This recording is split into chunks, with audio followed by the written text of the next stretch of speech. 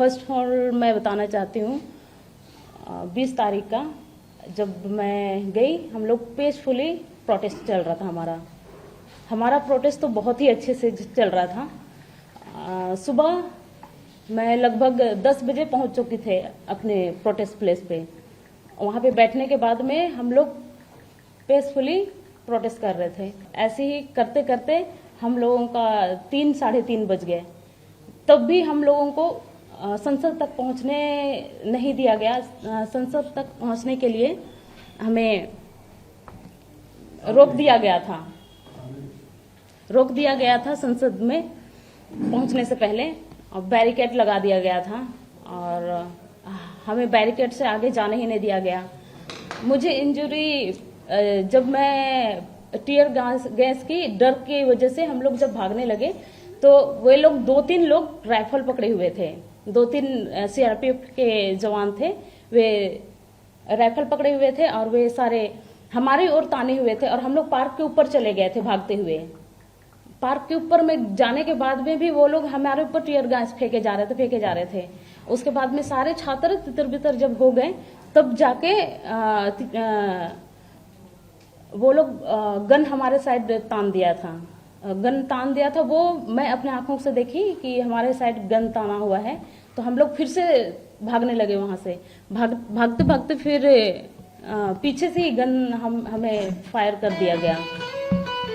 तो gun fire किया और सीधे मेरे पीछे से कान में आके लगे। कितना स्टेज लगा? स्टेज तो 10-12 स्टेज लगे हैं मुझे। कान कट चुके हैं, पूरे अलग हो चुके थे कान कट के।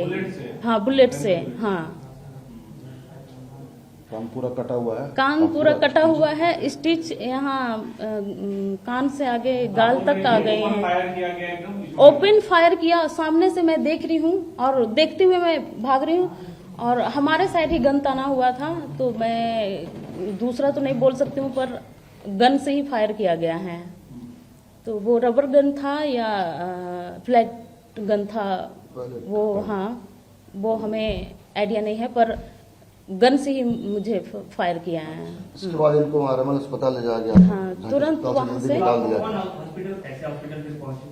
हॉस्पिटल। मुझे आसपास ही हमारे फ्रेंड्स ही थे, वे हमें जल्दी से मतलब कवर कर लिए। 2-3 लड़के हमें कवर कर लिए। कवर करने के बाद फिर मुझे वही रोड से ही साइड करते हुए मुझे हॉस्पिटल के ले जाया गया। और आसपास ही एम्बुलेंस मुझे मिल गई रोड में ही। तो फिर रोड से ही एम्बुलेंस में सीधे मुझे आरएमएल हॉस्पिटल एडमिट कर लिया गया। एडमिट करने के बाद में फिर तुरंत मेरी सर्जरी स्टार्ट कर दिए। 2 घंटे लगे मेरे सर्जरी में। सर्जरी होने के बाद में फिर मुझे 2 घंटे सर्जरी होने के बाद में 15 मिनट के बाद में मुझे वहां से डिस्चार्ज कर दिया गया। थोड़ी सुनने में तकलीफ हो रही है, कम सुनाई दे रहा है राइट कान से। अभी डॉक्टर बोले ट्रीटमेंट चलेगा और 1 वीक के बाद। एक हमारी झारखंड की बेटी, आदिवासी बेटी, वहां गई प्रदर्शन करने, जिस तरीके से बर्बरता का शिकार हुई आप सामने देख सकते हैं। 2-3 सवाल मेरे पास है आपके माध्यम से सरकार से, गृह मंत्री जी से। सुप्रीम कोर्ट के 2006 का ऑर्डर है कि किसी भी पुलिस वाले को बिना नेम प्लेट के भीड़ कंट्रोल करने में नहीं लगाया जा सकता है, पहला। दूसरा कि अगर आप सिविल ड्रेस में हैं तो आप लाठी का प्रयोग नहीं कर सकते, अधिकारी नहीं आपको। और तीसरा, जो परेड गन चला वो रैपिड एक्शन फोर्स ने चला, जो सीआरपीएफ के अंतर्गत आता है, और सीआरपीएफ होम मिनिस्ट्री के बिना आदेश के काम नहीं कर सकता है। कश्मीर में बड़े बड़े पत्थरबाजों और आतंकवादी के ऊपर चलाने के बाद इन बच्चों ने ऐसा क्या कर दिया था कि आपको दिल्ली, देश की राजधानी में, अपने ही बच्चों पर इस पैलेट गन का इस्तेमाल करना पड़ा।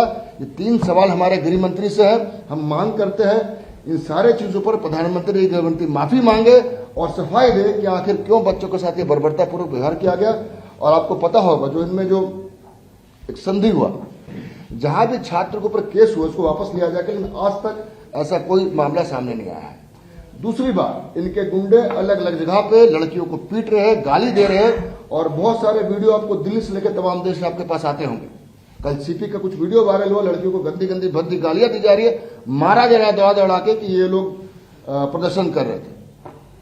और तीसरी बात, जिस तरह से बिहार में देखा AK-47 चलते हैं, वहां भी कुछ बच्चों की मौतें हुई है। अभी तक सरकार पूरा आंकड़ा नहीं बता रही है कि कितने बच्चों की मौत हुई, कितने इसमें घायल हुए। अगर वो बता रही तो यही बता रही है कि कितने लोगों पे कितने लोग वहां फरार, कितने अपराधी थे। तो बहुत सारे सवाल थे, लेकिन 3 मुख्य सवाल हमारे पास है। प्रभातखबर.com, विश्वास वही, रफ्तार नहीं।